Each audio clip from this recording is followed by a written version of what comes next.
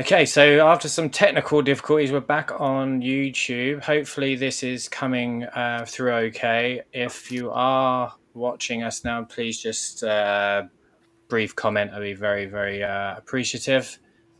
It's showing okay on my end, so we'll just carry on until we're told differently.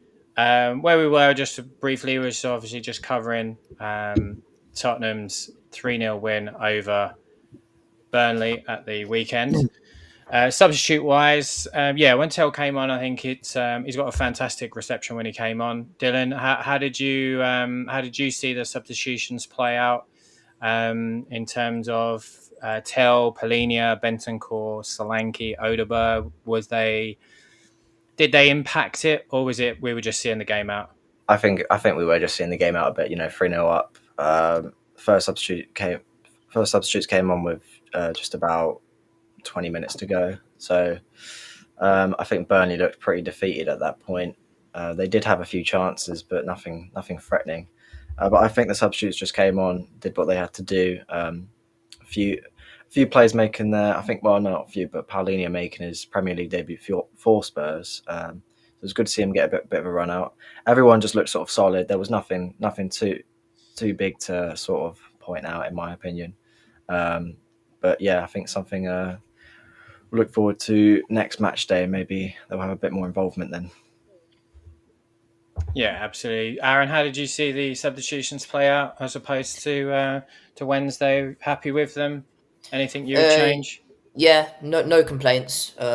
Obviously, of Wednesday PSG, I think those subs you can't really put it down to Thomas because realistically the depth wasn't great. You have to make changes when you're constantly defending that. The best team in the world, it's going to take a toll on the players. So you did have to make subs, and that was just who was available on the bench. Having said that, those players that did come off as subs and didn't put in the best in performance then played really good game on Saturday. So it just shows it doesn't matter. They're still good players. But yeah, I don't think the subs role was as important at the weekend. Obviously, it was just seeing it out. Try to keep the clean sheet at the end of the day. Can't hurt. Yeah, absolutely. And just finally on sort of Burnley's chat, James, how did you see Kudus, and overall, was you happy with that performance? Do you think there's more in him? Uh, Tell us a little bit about your feelings seeing him live for the first time. Yeah, just I don't think we've had a player like that for a while. To have like a maverick style winger, who can beat a man, show skill. They're quite rare in football these days, aren't they? And I think we got one now, so very happy with that. Obviously, he's had a full pre-season, to bed in. It's just frustrating we can't get other bodies in and over the line, sort of, at the same time for our first Premier League game. The whole Eze thing rumbling on now. If we would have had him at the same time as Kudus, we'd probably look more settled and possibly could have got over the line against PSG. But yeah, you're very happy, and I think he's well worth the money. Yeah, definitely. So we'll just move on to some other quick news. Jed Spence has signed a new contract with the club. It's not been revealed how long that contract is.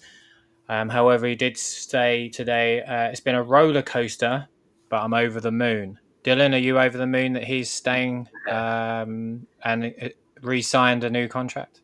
Yes, exact phrase I would use. Yeah, he's had a few tough years at Spurs, especially he joined under Conte, struggled for game time. He's been loaned out a few times as well. He even nearly left when we loaned him out to Genoa, and they had a buy option, but they denied it. I'm really glad they did. But he's had a massive turnaround. From what I read earlier, it was only the Southampton 5-0 Southampton win back in December where he made his full Premier League debut for us, which I couldn't believe. That it'd been that long. And even then, he shined that game, and it was very exciting to see. And he's been absolutely excellent last season, despite how tough it was. So I'm really looking forward to seeing how he'll be under Thomas Frank. I'm sure he's got an exciting future at Spurs. Aaron, your thoughts? Happy that he's extended? It looks like potentially a pay rise rather than a long contract, longer years. But give us your thoughts. Yeah, very happy. I think Spence is the perfect example of that. There's always silver linings. So massive injury crisis last year obviously hindered our season massively. However, him coming through and getting that chance to prove himself was definitely one of the good things that came of last season. He's probably one of the only, apart from our Europa League campaign and then Jed Spence, I think, was the two really positives from last season. So very happy that he's. I don't know about what you said about extending years wise, but even if he's just getting that new contract, the recognition he deserves should help him. And yeah, even if it is a pay rise, he deserves it. James, well deserved. Yeah, I agree with Aaron. It's well deserved. Just shows you that in any job, walk of life, you work hard, you get rewarded. He's stuck at it.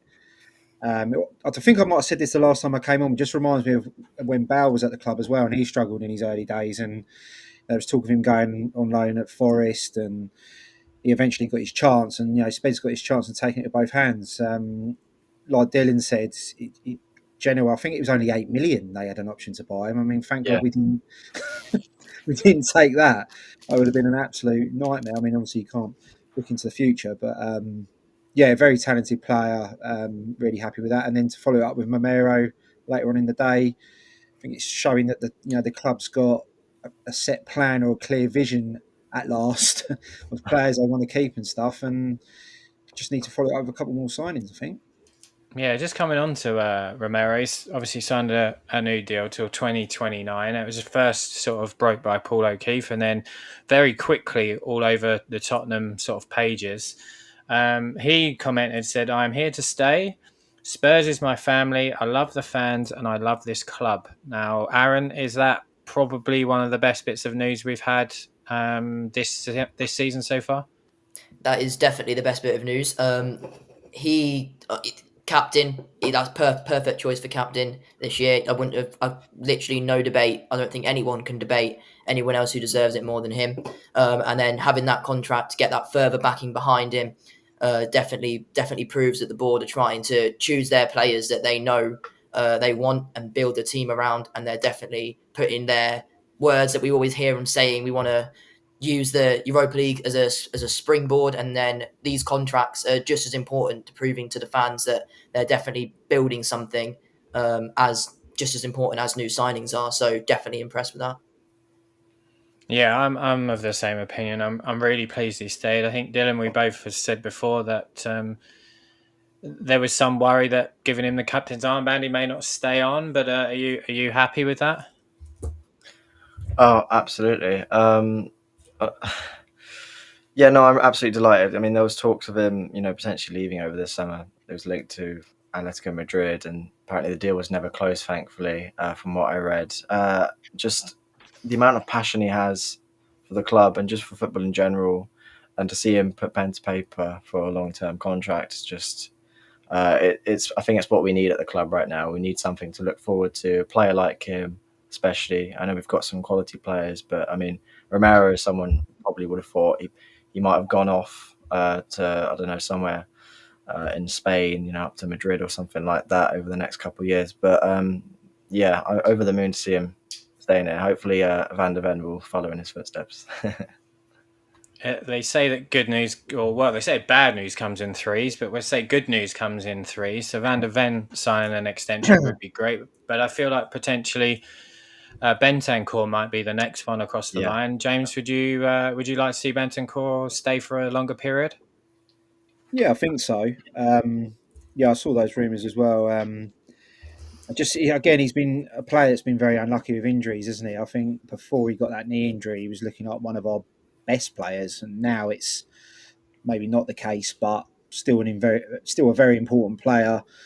You know, um, another South American international, Uruguayan, sorry, and an important squad member. So yeah, I think it'd be good to see him sign as well, along with Romero. I think Van der Ven as well, obviously, is another key player going forward. As long as these players can stay injury free, I think last season was a bit of a freak, to be honest. But if they can, then there's no reason why we can't, climb up that table like we had in previous seasons. Yeah, I agree with you. I think he'll be definitely. I hope that he stays. Mm. There's obviously been some talk about potentially outgoings to his sort of running mate in midfield in Basuma. Aaron, do you think that Basuma is likely to leave this summer, or do you think that he might be on for a new contract? Well, when it comes, he's been disciplined by the new manager. It's not a great start to life under Thomas for him. Um, but at the same time, he has shown us that he can perform. But I don't think that he's shown it on a consistent basis. And when you're we're making these signings, trying to be competitive, and you want that spots in midfield to be competitive because we've got quite a few of them now. I think he'd find himself falling short of being selected quite a lot, especially when you have the likes of Gray coming through. I reckon he might even be chosen over him because obviously we've got Polinia now. He's going to be the one that comes off the bench to hold these games down or start against the bigger teams. So I'm not sure where Basuma is going to start to fit in. So it might be in his best interest to find a move elsewhere. And I don't know, he wasn't in the squad. I don't know if he's got the same injury Pep says Savinho has and that he's on the way, or he is generally injured. But I guess we'll find out during the week. Dillion, disciplinary matters was what was said before PSG game. Do you think that might be what was on Saturday, or did he pick up a mysterious injury? No, I mean, Frank did say that he was going to be back in the squad for Burnley, but that clearly isn't the case. No, I think I've talked about it the last few months. I think Basuma is probably a surplus to requirements at the moment, and we've got quite a bit of depth in midfield. He's not been consistent for Spurs. Um, I quite like him as a person, but I just don't think that he's going to fit at the moment under Frank's system. So I mean, whether he will leave this summer, I'm not sure, but I definitely don't think he's going to get much game time. Yeah, James, there's been a few reports that clubs in Italy are interested, and then there's been some other reports saying that he wants to stay in England because he can then get a English passport next year. These disciplinary problems, should we say, have happened with two Tottenham managers, and we're at Brighton as well. Do you think that it's just one too many and it's time to move on? Yeah, I mean, I think it's definitely time to move on. Personally, he's a good player. I've just never really been a big fan, to be honest. It's just, when you're just sort of waiting for him to explode or come into the team, it just never really happened for him. I think even like the most talented players, sometimes it doesn't happen for him at certain clubs for whatever reason. Doesn't work in certain systems, get on with certain teammates, managers. But yeah, I mean, the problems before with the balloons and now, more disciplinary problems. And at one point, like last season, don't get me wrong, there were some performances where he looked like he was getting to some good form, especially in the Europa League, but I don't think it's enough. And we've got, like we've all just said, we've got a lot of depth in that midfield now, especially if we're going to bring in another couple. And yeah, we're going to need the money as well. If we can get, I don't know, what's being touted around 15, 20 million, maybe Syria suits his game better as that pivot, but in a sort of different paced league. But yeah, I think we need the money, the transfer funds back in if we're going to finally be spending money. Yeah, I agree. I think it's probably time that he does move on. 15, 20 million sort of seems a decent figure really for someone in the last year of contract. West Ham and Everton have reportedly been interested, but sort of he's been on lists and nothing's sort of come of it. I don't think this disciplinary issues give him any encouragements of those moves. So we may be in having him for another season. But just moving on to incomings, which I'm sure everybody has been refreshing Twitter of every second of the day.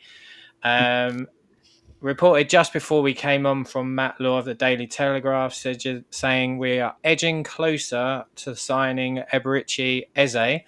We seem to be edging closer every day for the past 2 weeks, and the deal is reported around 60 million.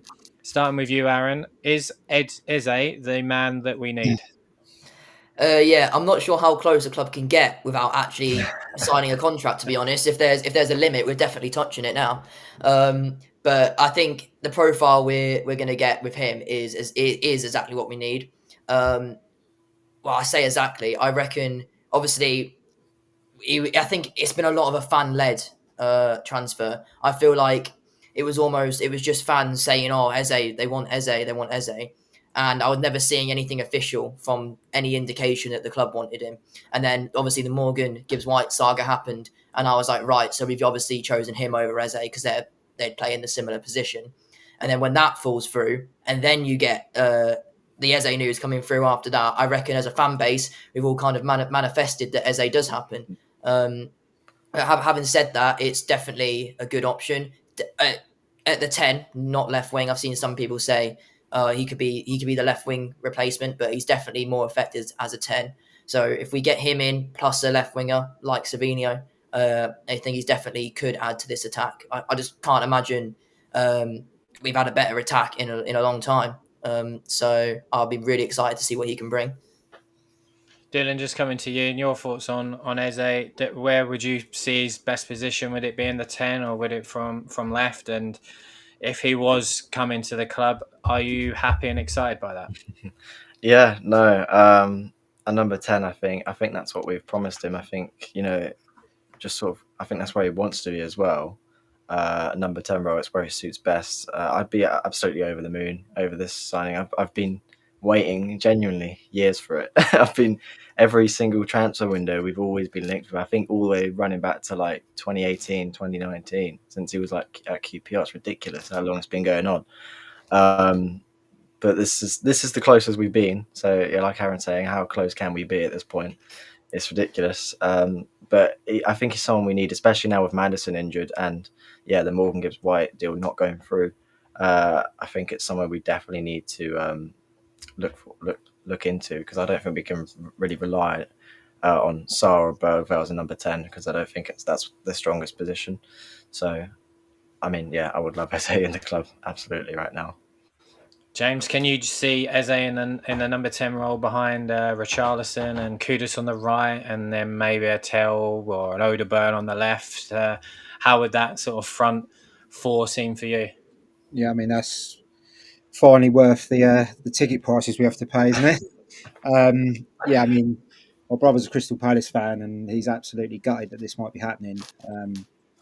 I think at one point when I came on last time, it was more likely he was maybe going to go to that lot down the road. So I think, now, like Dillion said, now Madison's out, this is the perfect replacement. I'm surprised, to be honest, Palace aren't pushing for more money, really. I mean, the back end of season he had last season, the second half of the season with the goals he got, and he's got into the England squad, forced his way into the England squad, and English talent. I thought they'd want sort of closer to 70, 80 million, but if we can get him for this, same sort of money as Kudus, or 55, 60, whatever it's looking like, then again, that's a great deal in today's game, isn't it? It's what you pay for these players now. So I think if we get him for 55 million plus a 5 million add-on, which is the most reported, that to me is an absolute steal for him. I would have wanted more. I would have been wanted more. I'm similar to Dillion. I've probably wanted him for the last sort of 4 or 5 years. Yeah. He's always been sort of my number one sort of wish to come to Tottenham. I think he unlocks a lot of stuff. But looking at last season, and Aaron, he's gone and won trophies. He's won the FA Cup. All right, he's won the Charity Shield as well, but he's won the FA Cup. He's won things, and I think that a club like Tottenham, we need winners. Do you agree that we need winners to get us over the line in critical times? Yeah, we do. And I think Palace fans would be saying similar things to what we said when Son was leaving. Look, he's been here for a while. He's won his trophy. He's won the FA Cup with Palace now. I think if there was any time we were going to do this transfer, obviously, Dillion said since 2019 we've been trying to get a sniff of Eze.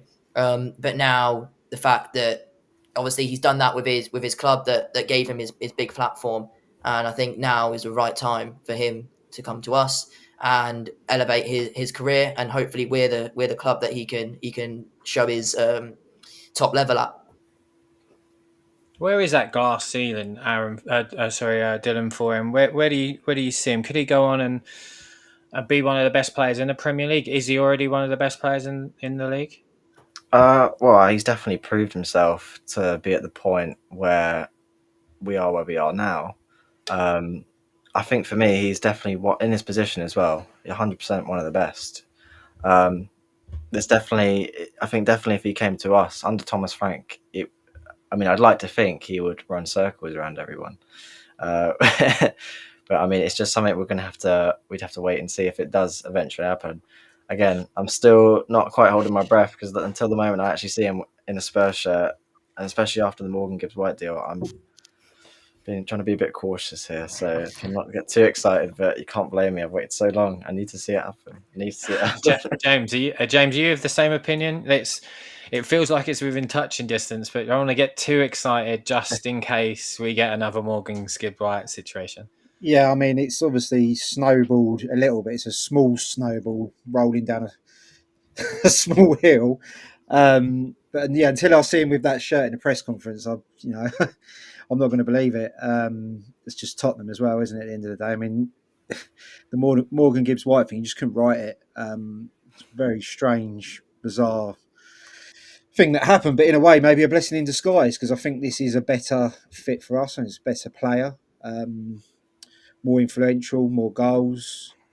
More powerful, better passing. It's just all round package, isn't it? I mean, the fact that I don't even want to keep mentioning them, but the other lot down the road were interested as well. So, and they've unfortunately finished higher than us in the last few seasons. So, yeah, if we can finally get this one over the line, then Daniel Levy, I'll forgive you for some of the other things you've done in the past.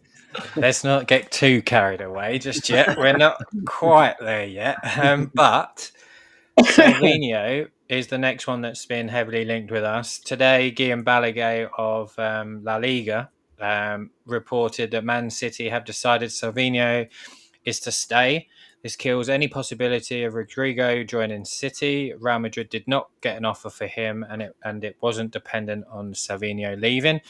Aaron, conflicting reports. Some are saying deal's still on. Guillaume Balaguer, well-respected La Liga sort of analyst, I guess, journalist, is saying it isn't. Where's your head at with that? Would Savino be someone that you'd be very interested in bringing to Tottenham? I definitely want him. I definitely want him here. He definitely improves our front line a lot. What I'm thinking is when you're scrolling through X, you got loads of people claiming to be ITKs, people that are reporting loads of different things, and you honestly don't know what to believe anymore. Originally I was thinking, right, this makes sense. I'm seeing City links to Rodrigo.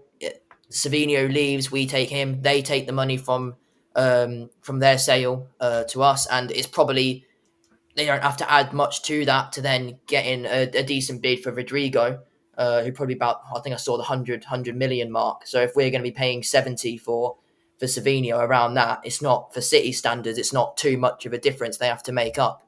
So I thought in my head that all makes sense, and I was getting quite confident. And then you get the reports come in saying they don't want to leave. You get Pep saying all this stuff in a press conference. So I think we just need to be patient, and I think the focus definitely is on Eze right now. So I reckon once we get this Eze deal over the line, things will start to become a lot clearer on where we are with him. But yeah, I think that's where we're at right now. James, just coming to Savino. Yesterday, Paul O'Keefe reported that if we were to do that deal, it is likely to be Tottenham's record transfer. Do you think he's a record transfer type of player? In my opinion, no, but I probably haven't, if I'm completely honest, I probably haven't seen enough of him to have a valid opinion. I mean, I think, it's a lot of money.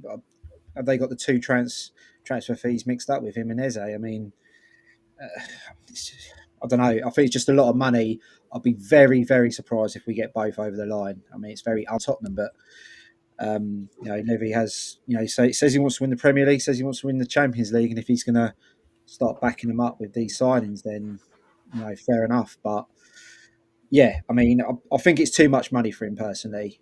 Bottom line, but I've just seen one of the comments as well about Brazilians. I mean, Richarlison already being at the club, that could help him settle potentially.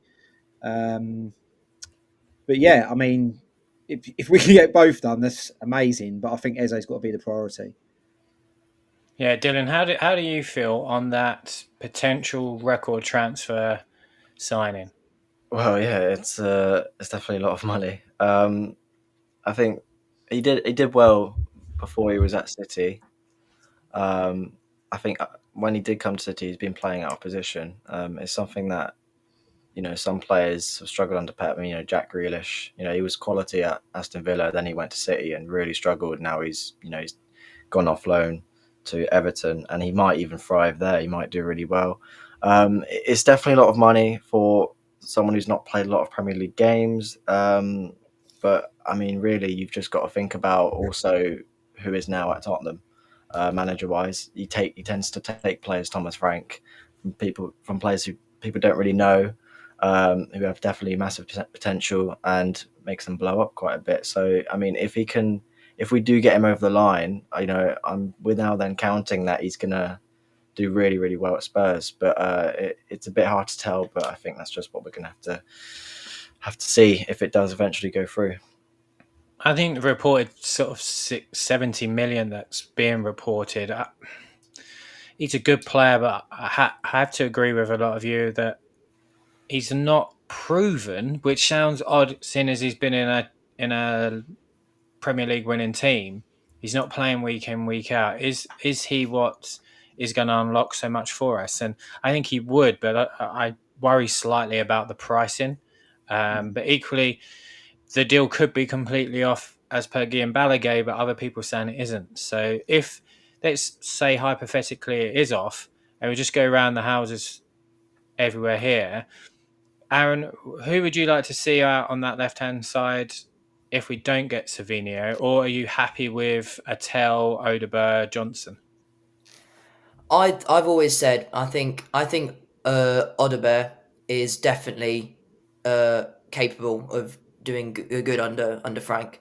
I definitely prefer Savinho to get in, but I don't know if it's a priority. I definitely think getting Eze over the line in that 10 position was more of a priority and more vital to us, because we do have players that can definitely put in a shift on the left. Um, and you say Savinho is quite a young player, so if we're focusing on bringing him, because we need experience, or like, and you've got kind of got that here already. So I reckon if we did fail to go for him, I reckon we can put trust in Tel Odegaard to start pushing through. Yeah, James, we spent 35 million on Tell that plays pretty much from the left. Do we need to spend another 65, 70 million on Savinho? And if not, is Tell the answer for you, or is there somebody else?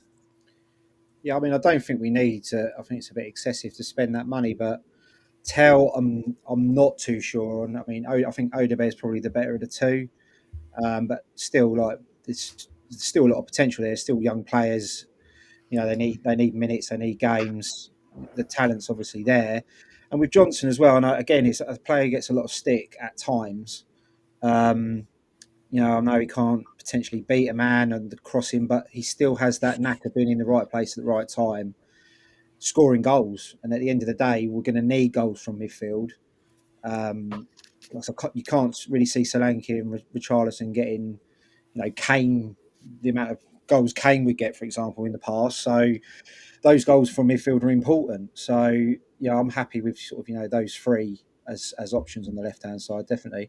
Also, with Dillion said about Grealish, I'm really surprised we weren't linked to him more. I know he's probably a bit old, he's older now and stuff, and he was out of favour at City, but we've been linked to him in the past, and it was a bit surprising that they didn't resurface. But again, Eze is probably the better option. So nothing lost Yeah, there. I think Jack Grealish would come from the left quite a lot at Yeah. City and Villa, and I thought that opened up a Mm. lot of potential for us in both areas, and especially the way that sort of Tottenham do seem to like to do a deal in terms of a loan deal with Yeah. let's try before we buy. Dylan, was you surprised that we didn't go for Grealish? Yeah, but he's definitely, to me, he just sort of screams Tottenham player. I don't know why. Uh, when I saw Everton being linked with them, and I did see a few links with us as well. I think he would have been more of a left winger for us than a cam, especially with all the Eze links at that point. I'm a little bit surprised, but obviously it's been overshadowed by all these Savinho links, and that it's happening and all that. I mean, if we don't get Savinho now, it's gonna. I think people are gonna be a little bit upset. Just to sort of thing. I know we do have options on the left for sure, but when you've sort of been teasing everyone with someone who Man City don't even want to get rid of, by the way. So there must be something about Savinho that has got quite a lot of potential. But yeah, I think maybe it'd be a bit of a loss. But if we can get Eze and Savinho over the line, I think I'd be quite happy. It will be expensive, but sometimes you've just got to make a statement signing. And I think we're sort of needing one right now, a big statement signing for both those players. So I mean, I trust the manager. Just have to see what he does. If it's right, if it gets over the line, that's all I can really say. Yeah, I agree. James, these are the two main players that we seem to be heavily linked with. It seems to sort of be everywhere. If we only got one of the two, would you be happy? Or is two out of two, you're fully forgiven of Daniel Levy? Yeah, maybe not fully forgiving. Like I said, let's not go too far. But yeah, I mean, both would be great, but I think at least one, and obviously I think Eze for me is the one. Just a bit surprised Frank hasn't tried to bring anyone across from Brentford as well. I know we were linked to in Breno before he decided to take the money at Manchester and be greedy, Manchester United, and Wissa as well. But yeah, it's a bit surprising they haven't happened. But in hindsight, maybe not very good fits for Spurs as such. But yeah, I think if we can get these two done, because it just rumbles on, doesn't it? And we got 2 weeks left. I wouldn't be surprised by the time we know it, this week will be over, and we probably still haven't got one of them over the line. So as long as we can, apparently the board are working on it all hours of the day. I don't know what they do at like 3 a.m, but but yeah, I mean, they just need to get it done, and then we can all be happy, can't we? Yeah, Aaron, there seems to be consistent links with Eze, with Savinho. We're doing the deal. We're close. We're not close. We're in. We're out. We're all around. Is it getting a bit tiresome for you? Do you just want to get it over the line now and see him with a shirt in his hands? Definitely want to get it over the line. I think we should be used to it by now. We never do anything quick, and the one time we do decide to do something quick, it fails, and it's the biggest saga transfer mystery of the window. So I'd rather us take it slow and get him over the line than rush into it and then something fails or happens due to not taking enough time to sort everything out properly. So I'm willing to sacrifice and be a bit patient if it means it's definitely going to happen. But at the same time, the general consensus is that it will be a bit tiresome at this point. And Dillion, just finally on incomings, the famous name that we struggled with on Friday, Hincapi. We struggled massively with that on Friday. I probably murdered it again, so I do apologise. He's obviously, the links are there. There seems to be interest. Not sure financially this one will work out. Reported 60 million. Do you see this something that's happening, or is it more it's Spurs that's just put some rumours out there? No, I don't. I don't think it's going to be happening. From what I've heard and read earlier, apparently, I think it's by Leverkusen, is that, isn't it? Yeah. From what I've heard, they think he's a key player. They want to keep him. Ten Hag wants to keep him, but you never know. Like James was saying, there's only like a couple of weeks left. Anything can happen in the last few days, especially on the deadline day. I'd be quite surprised if it does, but if it does, I think that would be a big boost, 100%, because he is a solid player. We've been linked with him a couple of times over the years, so I would definitely take him at Spurs, but I don't think it would happen this window, at least.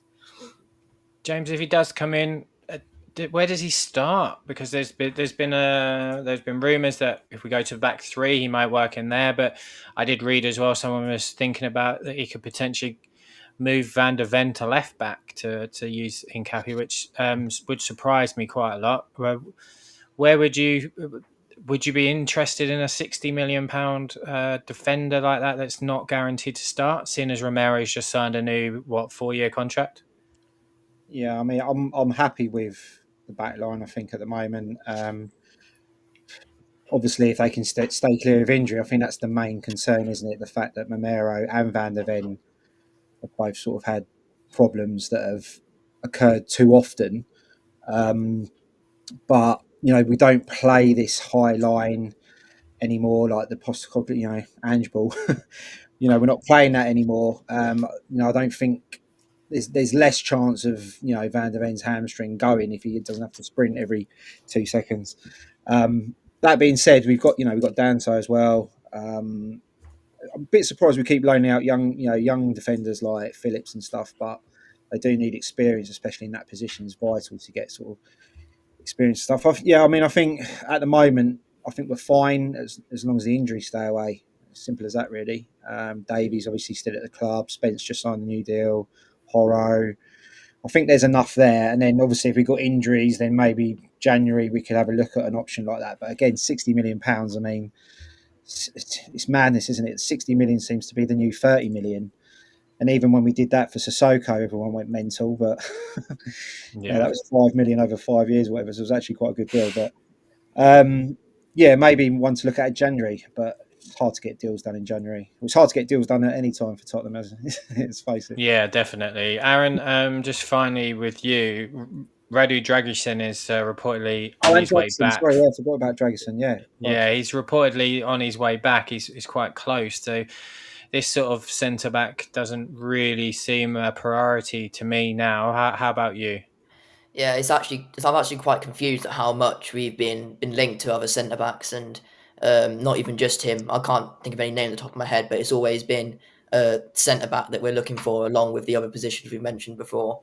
And that's always been quite confusing to me because we do have good depth at centre half. So especially, I think it'd be very hard to get a player of that guy. I can't pronounce his name. A centre back. If he's not going to want to come to us to sit on the bench if he's starting every game. He's used to it. So I think it's probably very unlikely that happens. If it did, it would be very much down to the wire deadline day, and I'd still be very confused when the deal gets done. Because I don't understand a world in that why that needs to happen. Do you think the links have probably been there because of Romero? Romero sort of come out and was quite critical when Thomas Frank was given the job, not about Thomas Frank, but obviously about Ange leaving, and now the links have been there because he hadn't signed a new contract. The contract's been signed today, and perhaps those sort of links to additional centre backs sort of fade away. Maybe. I think, yeah.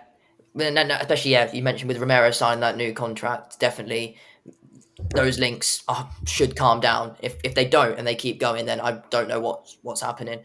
But yeah, I wouldn't complain if he came because he's a top quality defender, and I'm not saying he would improve our squad. Having that off the bench would be a powerful thing to have off the bench.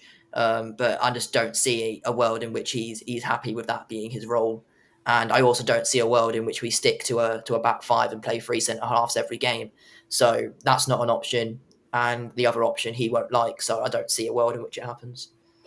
No, absolutely. So just in closing, our next on the next podcast, looking at later on in the week, we'll preview the Man City game. Hopefully, touch every bit of wood that you can find. We won't have any technical difficulties. We do appreciate everybody that's popped back on to see us on YouTube. We'll try and figure out what went wrong and fix that for the next one. But do appreciate everyone joining us. Aaron, just to close, let everybody know where they can find you on social media and follow us. Yeah, so on X at Tottenham Hotspur FC _AW, so THFC _AW. Just get into a lot of debates and stuff on there about what I think should be happening in a lot of group chats on there now, which is quite fun. It's better than the main feed group chats these days because can't really navigate the main feed with all this news and trying to distinguish it. But just mess about on X a bit. No. And Dylan, where can we find you and follow you on social media? Yeah, I'm mainly found on YouTube at Dillion COYS. You can see my username. I'm also active on Twitter, TikTok, and Instagram. Just post pretty much anything I can Tottenham. Yeah. Perfect. And James, yourself? Yeah, I just added it while we've been on tonight at Pastilio on X and Instagram. Also write a little bit in terms of football articles for a website called hooligan-soccer.com. They're very good, by the way. Yeah, thank you. Across the pond, those guys kindly give me a platform. I actually did a season preview for Spurs recently, and I've got a series of articles on there called Diary of a Scout, which I'm taking a break from now, but there's 10 of them on there if anyone fancies reading my ramblings. Excellent. Well, you can follow me at Gary R. Ward on Twitter, mainly on Twitter for Tottenham. Instagram's mainly just me, but probably won't want to see that. Obviously, make sure you follow Harry's channels here on YouTube. Give it a like, thumbs up, subscribe. Again, we do really appreciate joining us today. And as always, come on, you Spurs. Cheers, guys. Come on, you Spurs. Thank you. Come on.